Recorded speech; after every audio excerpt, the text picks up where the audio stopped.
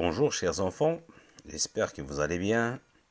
Donc aujourd'hui, on va voir une autre leçon de la science intitulée le tube digestif. Vous voyez bien le tube digestif. Pour bien expliquer la leçon, ou pour bien comprendre la leçon, on va la répartir en 4 axes. Premièrement, la définition. Deuxième axe, le rôle du tube digestif. Troisième axe, les composants du tube digestif. Et enfin, les commandements d'un système digestif sain. Donc, pour la définition du tube digestif, on va d'abord commencer par quelques questions qui s'imposent. Vous voyez bien, l'être humain a besoin de la nourriture pour survivre. C'est pour cela il mange. Vous savez bien que pour rester vivant, il faut toujours manger ou bien consommer les aliments. Mais les trois questions qui s'imposent, c'est premièrement, la première question, comment le corps rend les aliments nutritifs? Quelles sont, pour la deuxième question, quelles sont les étapes nécessaires pour rendre un aliment nutritif? La troisième question est à l'aide de quel appareil? La réponse de la troisième question, on va commencer par cette réponse-là. À l'aide de quel appareil? Ici, c'est à l'aide de l'appareil qui s'appelle tube digestif. Pour la définition, vous voyez bien le tube digestif est l'ensemble des organes qui, chez les animaux, assure la digestion des aliments pour en extraire les nutriments et l'énergie. Vous voyez bien, le tube digestif, c'est quoi? C'est un ensemble des organes. On va d'abord savoir de quel organe s'agit-il. Vous voyez bien les organes du tube digestif. Ça commence par la bouche, l'œsophage, l'estomac, l'intestin grêle, le gros intestin et enfin c'est l'anus. Vous voyez sur l'image à droite, ça commence par la bouche. Voilà la bouche. Après la bouche, vous voyez bien, c'est l'œsophage. Voilà, son nom, l'œsophage. L'œsophage, après l'œsophage, c'est l'estomac. Après l'estomac, c'est l'intestin grêle. Après l'intestin grêle, c'est le gros intestin. Et la fin, c'est l'anus. Mais ici, seulement, vous voyez le tube digestif, l'ensemble des organes qui composent le tube digestif. On va voir ici le rôle de chaque organe. On va commencer par la bouche. La bouche, son rôle, c'est quoi? C'est la mastication et déglutition des aliments. D'abord, c'est quoi la mastication? La mastication est l'action de broyer les aliments avec les dents, l'écraser ou bien les broyer avec les dents, de manière à en favoriser la déglutition et la digestion. Ça, c'est le rôle de quoi? De la bouche. Pour l'œsophage, comme vous le voyez ici, l'œsophage n'a aucun rôle, mais c'est seulement un passage. Il n'a aucun rôle dans la digestion, mais c'est un passage des aliments vers l'estomac.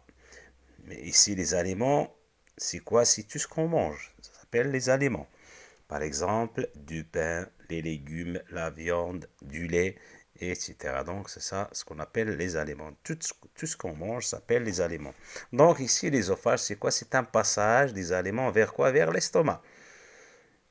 Vous voyez bien l'estomac? Son rôle, c'est quoi? On se digère les aliments à l'aide du suc gastrique. Donc, au niveau de l'estomac, ça commence bien la digestion. Mais c'est quoi suc gastrique? Les sucs gastriques ou bien suc gastrique, c'est quoi? C'est un liquide biologique produit par l'estomac afin de digérer chimiquement les aliments. Donc, les sucs gastriques, c'est quoi? C'est un liquide, ce sont des acides qui se trouvent au niveau de l'estomac afin de quoi? De digérer les aliments. Très bien. Après l'estomac qu'on voit sur l'image, c'est quoi? C'est l'intestin grêle. l'intestin grêle. L'intestin grêle absorbe les nutriments. Il absorbe les nutriments.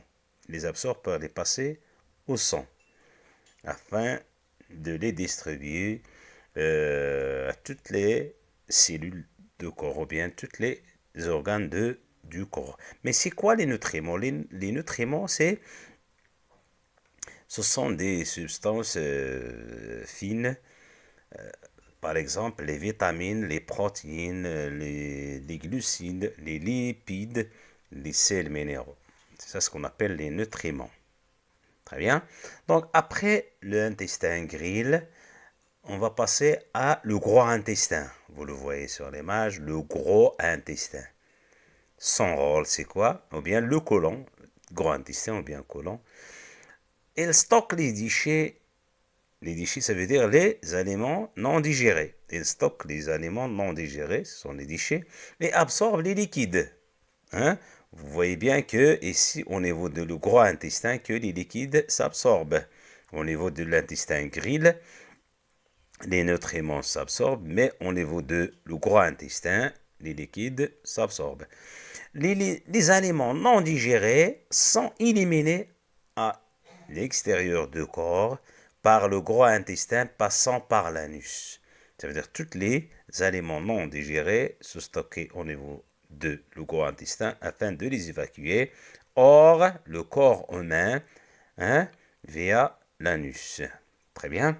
Pour dernier axe, c'est le commandement d'un système digestif sain.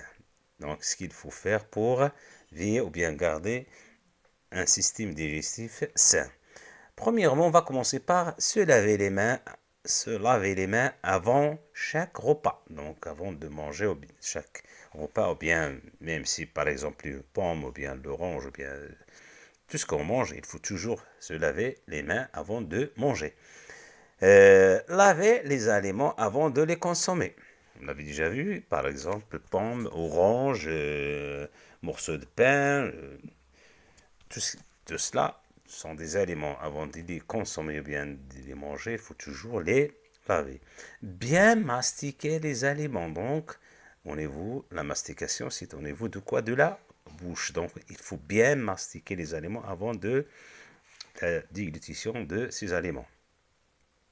Prendre ses repas à l'heure. Donc, il faut bien avoir des heures fixes pour prendre les repas. Ça veut dire, par exemple, à 7 heures la matinée, à 2h30 ou bien 1h,